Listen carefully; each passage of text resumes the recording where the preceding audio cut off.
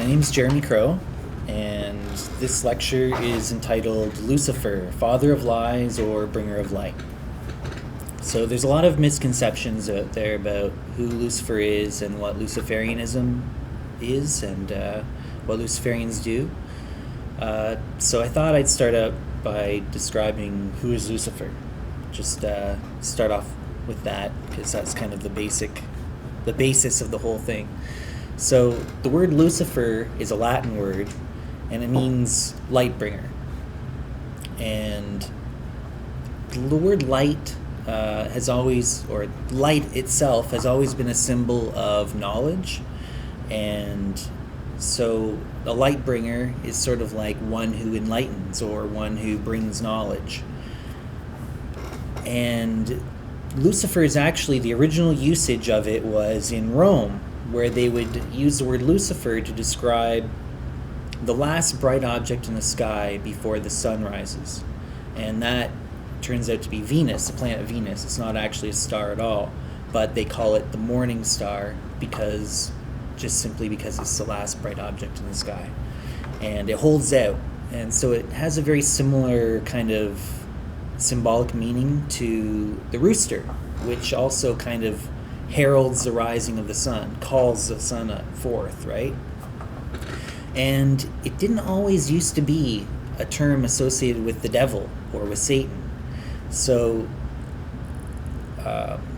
in Catholicism, for example, they still don't think of it as a bad thing.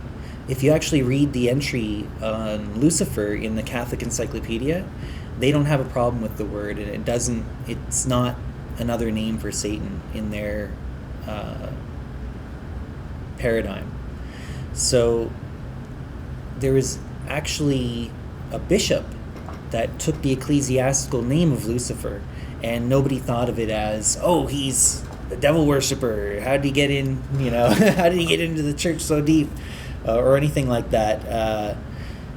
It just meant light bringer, and it was often used as a term to refer to Jesus as well, because he, said, I am the way, the truth, and the light, and all that stuff, and he used a lot of the same kind of symbolism of light, and he gave the light to the people. So people called Jesus Lucifer at one point, and it might be ridiculous for some people to think of, but that's the actual history, and if you look it up. So how did the word Lucifer, which is a Latin word, get itself into the Bible, which was written in Hebrew and Greek? That's the question that people should ask. They shouldn't be like, oh yeah, Lucifer, it's Satan, it's the angel before the fall, before he became Satan. Why is it a Latin word? So what happened is there was a point when the Catholic Church translated all the Christian and Jewish scriptures all together into Latin, and they created the Vulgate. And if you look through the Vulgate, or even if you do a word search through it, you'll find the word Lucifer throughout that edition of the Bible. But there's a particular passage where, when it got translated into English, into the King James Version, in Isaiah, where they decided to leave that Latin word untranslated into English and pass it through directly as Lucifer. It's a passage which is referring to actually the Babylonian king Nebuchadnezzar, who the point that they were trying to make was they were trying to say, oh, how thou hast fallen, Lucifer, son of the morning. And they're trying to say that at once he had this glory, and people looked up to him, and he felt himself to be very proud and beautiful, like Venus in the morning. If you wake up in the morning just before the sun rises, it is quite beautiful. And this was an astrological phenomenon that they were used to, and they knew what it meant originally. And the Roman usage of it was Lucifer. And so they're just saying, you used to be like this, but you've fallen and lost your former glory. And then if you go later into the New Testament scriptures, into the book of Revelation, or otherwise known as the Apocalypse of St. John the Divine, there's a reference to a point where a third of the stars fall to earth from the sky, and they say that the fault of it was Satan. And people have kind of taken that and connected it with a lot of the Christian folklore, a lot of it which was just derived from John Milton and Paradise Lost, the story of the fallen angels and the rebellion in heaven. A lot of this was also from the book of Enoch, which at one point got, deleted from the Bible, and it's recently resurfaced, relatively recently. And so these stories of the fallen angels were connected with that story of the third of all the stars in the heavens falling to earth. And that story was referenced back to the original story of the fallen star in Isaiah that was referred to as Lucifer in the King James Version. So it wasn't until the King James Version that people started attributing Satan from that passage in Revelation with Lucifer from that passage in Isaiah. And then it stuck. And people said, Lucifer and Satan, it's the same. And that's why you have people thinking that Lucifer and Satan are the same thing. It's a little bit complicated to say why they kept that Latin word, but some people believe that it was a smear campaign against people or a certain person who had Lucifer as a connection to their name. But essentially that's how that word got into the Bible, is the King James Version, and then misinterpretation through connections. Jeremy, so that's pretty recent then, isn't it? Like this kind of like bad vibes around that word. Yeah. So for a long, long time, Lucifer was not considered equivalent with the devil or considered bad in any way. It was a good word. So this leads me to another question to think, okay, well, if Lucifer is more of a title, or like a descriptive title, so if Jesus was considered a Lucifer at certain times in history, would we consider Satan in the Bible as a Lucifer as well? Maybe there is a connection there, despite the fact that they got associated with a mistake. So I'll break it down a little bit, because Satan is not consistent throughout the entire Bible as we know it today. So most people think of the serpent in Eden, in the original Genesis story, as Satan, but there really isn't any actual connection with that character in any of the scriptures specifically saying that that is also Satan. But just people have equated it in their minds with that because, well, he was responsible for the fall of humanity, right? But certainly I would say that the serpent in Eden definitely was a light bearer. And this is where Gnosticism kind of comes into play. So I'll get to that in a minute. Now, Satan, by the name Satan, in the Hebrew Scriptures, in the Old Testament, as most people call it here, was more of an accuser or a tempter. And I guess it's a bit debatable or whether or not that Satan in the Old Testament could be considered a light bringer or not. It's definitely a trickster type character. So there's some connections there, but I'm not going to answer that part. I'm just going to leave that up to interpretation. But in the New Testament, you have a bit of a different character coming out. Satan itself means adversary. But in the New Testament, he starts to become the epitome of all the sins in the world or all evil.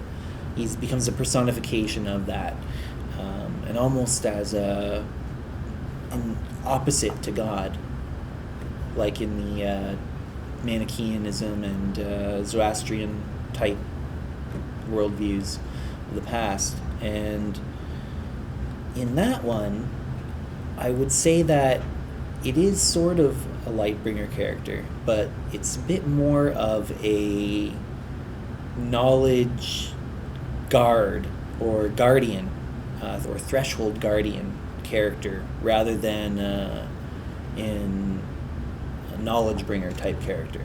And I'll get more into that later as well. Another question that comes up a lot is Luciferianism a branch of Satanism? And that's a bit of a complicated question as well, but I'll say not usually. The roots of Luciferianism come more through Theosophy and Freemasonry and Enlightenment philosophy, where it's seen in the classical sense of the term rather than as equivalent to the devil, you know. Although there are some people who call themselves Luciferian that came to it through Satanism. And so you get a lot of cross-pollination, and the lines do blur a bit here and there, especially because there's a lot of parallels and similarities between Satanic philosophy and Luciferian philosophy. But Gnosticism.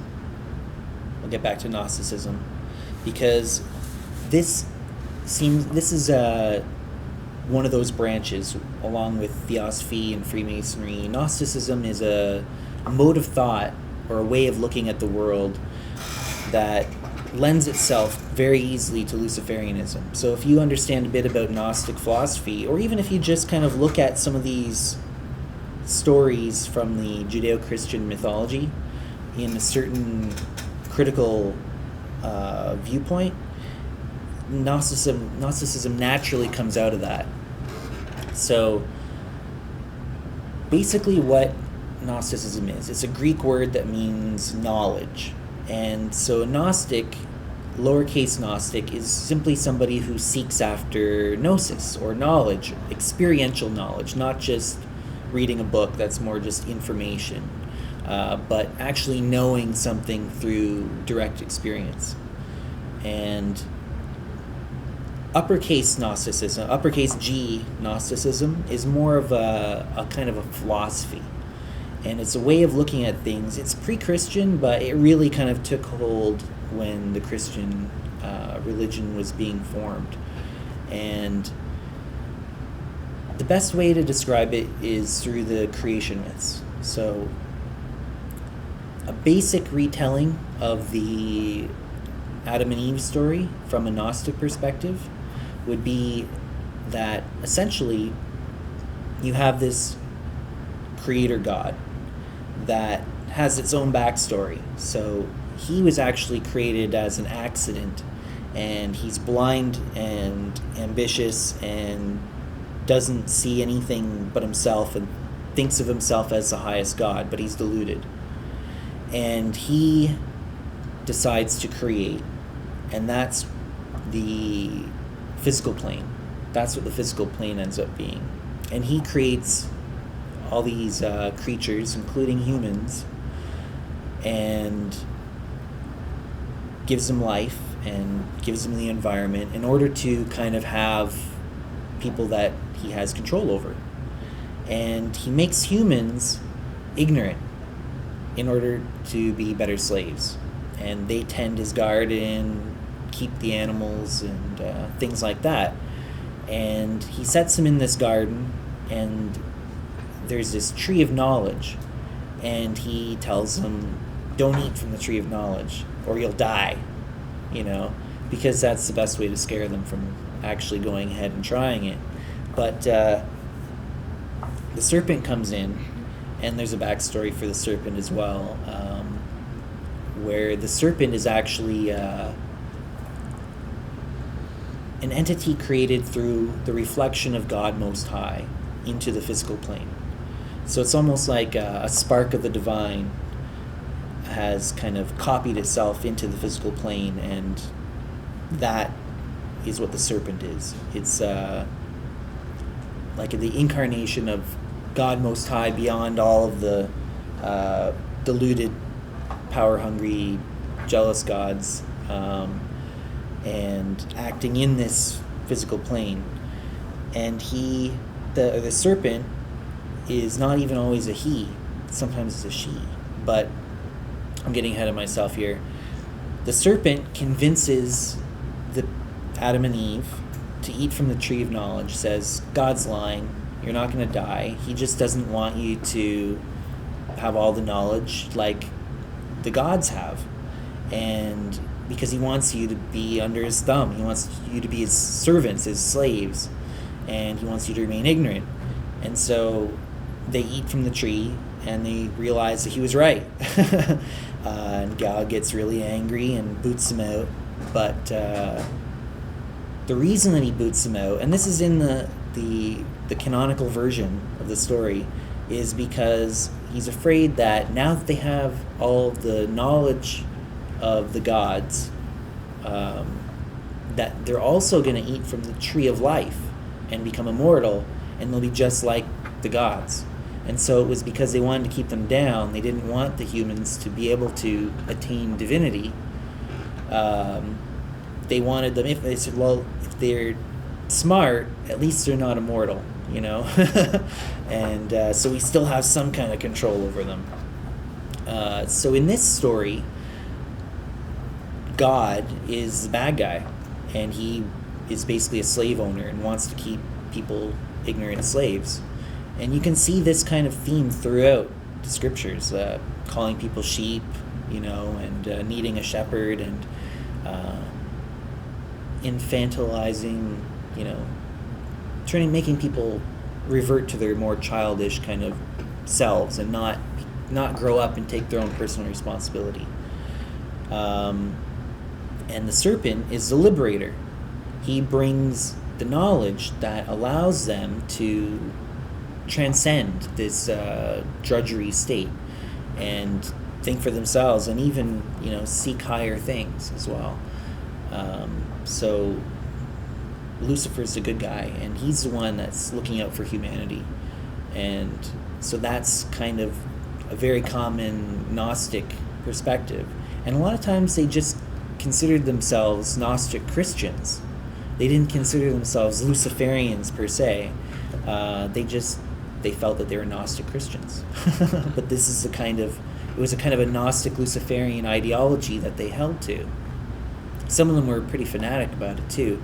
So, you know, there's dangers in any kind of fanaticism where the Cathars, for example, were one sect of Gnostics who believed that literally the Gnostic retelling, literally, to the point where they felt that procreation was evil because you're just helping the demiurge or the evil god and his minions, who they call the archons, like the archangels or whatever, that work for the evil god, that it was just helping them provide another physical body to entrap another soul into this prison planet, essentially. And so they didn't have sexual intercourse that would result in procreation ever. And they only got new members through converts. And, you know, that's pretty extreme. So you can get extremism in Gnosticism as well, especially if people start taking these things literally rather than for the lessons that it's supposed to try and convey, or the truths that it's trying to kind of pass on to you. And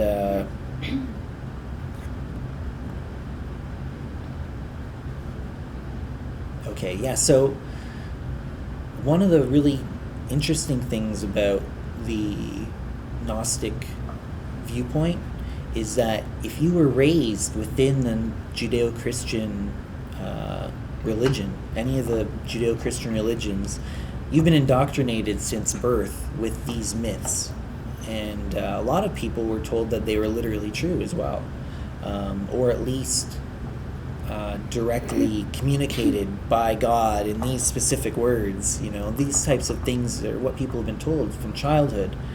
And so they can still hold a very strong sway over a person, even into adulthood, even if you've been working on trying to deprogram yourself or broaden your horizons. It can still hold a very strong, powerful place within you because it's been there since birth, essentially. So this is a very powerful way of transmuting those, mental complexes and neural pathways into something that actually aligns more with how you personally, if it resonates with you, of course. It can be a powerful way of overcoming a lot of that childhood indoctrination and turning it into something that's actually empowering, and instead of just trying to push it aside or shove it down and say, oh no, that's not true, I'm not going to let that impact me anymore.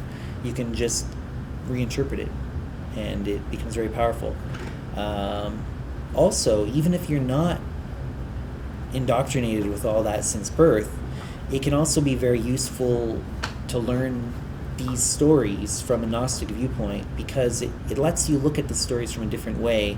And actually, sometimes if you're talking to somebody who was raised in that and still believes in the same way as they were taught as a child, it can be a way of using their own language to express certain concepts that might be really difficult to express otherwise if you don't use the terms that they're used to understanding. So that's one way that I when I started, it was sort of a way of kind of reinterpreting and taking it over for myself. But ultimately now I've kind of moved on, and I explore a lot of other paradigms, but it's very useful for me to be able to communicate concepts to people in the terms that they're familiar with, in the religious terms that they're familiar with, and just kind of give them a different perspective if they're trying to understand, if they're asking me about it. I don't proselytize or anything like that. Now, because Lucifer is more of a descriptive title, it's not just within the Judeo-Christian viewpoint that people see Lightbringer characters. There's mythologies from all around the world, and you can see the Lightbearer archetype in lots of different characters. So I kind of wanted to talk about a couple other ones that are very similar to some of the ones that you might be familiar with. So the Prometheus myth in the Greek and the Roman mythology is probably one of the best examples of the Lightbringer. If we lived in a society where more people understood what Prometheus meant, I might be going around calling myself a Promethean rather than a Luciferian, but Luciferian has a bit more impact, and it does really resonate with how I feel. That's the word that I connected with when I originally realized that I was Luciferian, and that's what I was looking for. Lucifer was the word that kind of clicked for me at that point, and it's really stuck with me. But Prometheus I find just as inspiring, or even more so. In the story in the main Prometheus story, I'll start off by saying that Prometheus, in a lot of the versions of the stories, it was actually the creator of humanity, and not Zeus or Kronos or any of those. The specific species on the planet, humans, were created by Prometheus in a lot of the versions.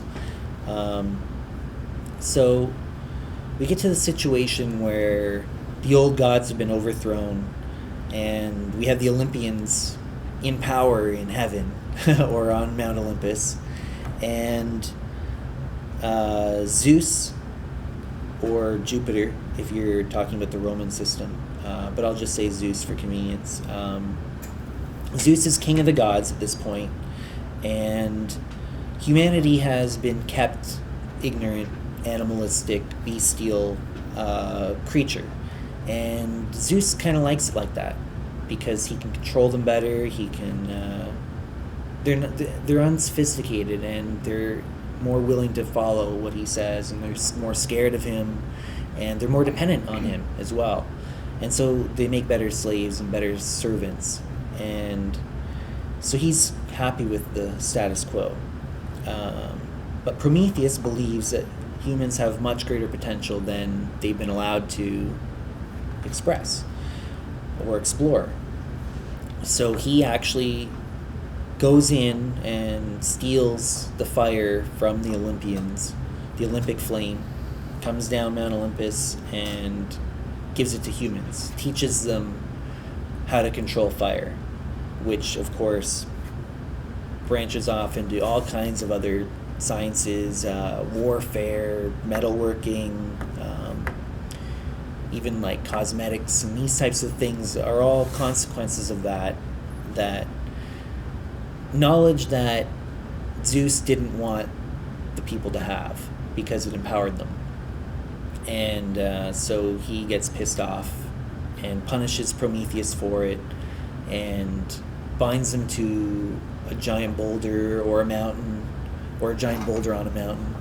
And an eagle, which is a Jupiterian bird, symbolically, comes and eats the liver, and the liver is also attributed to Jupiter as well, or Zeus, in the most common attributions.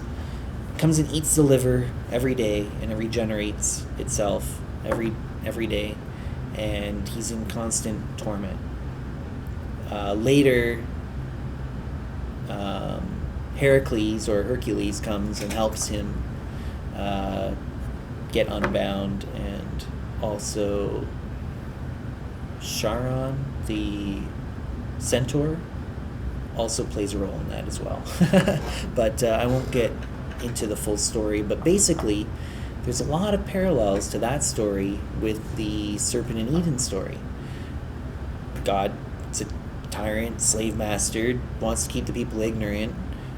Somebody comes in, gives them the knowledge that they can use to empower themselves, and gets punished for it.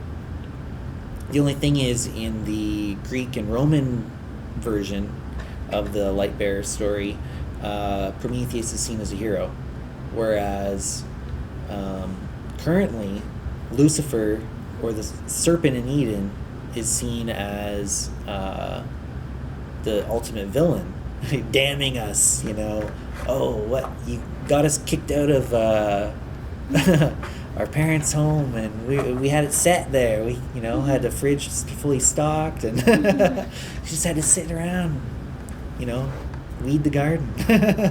But I think that the Greek and Roman version of that is a lot more inspiring, because it encourages you to be responsible for your own life and not to put your fate into the hands of the gods, to really take hold of your own life and do what you want to do with your own life and take it where you want to go. Now, there's actually another similar story in the Babylonian and earlier Sumerian, the whole Mesopotamian, Akkadian, and all those stories are related. They had one story where one of the gods, Enki, is, I don't know how to pronounce the other one, it's E-A, Ya, or something, I don't know. But Enki is one of the gods in the Babylonian tradition that helped create humanity as a species on the planet. And his brother, Enlil,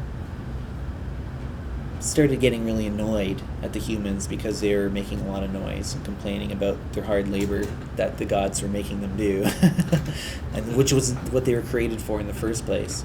He was like, I can't sleep, they're screaming all the time, and I'm just gonna wipe them out.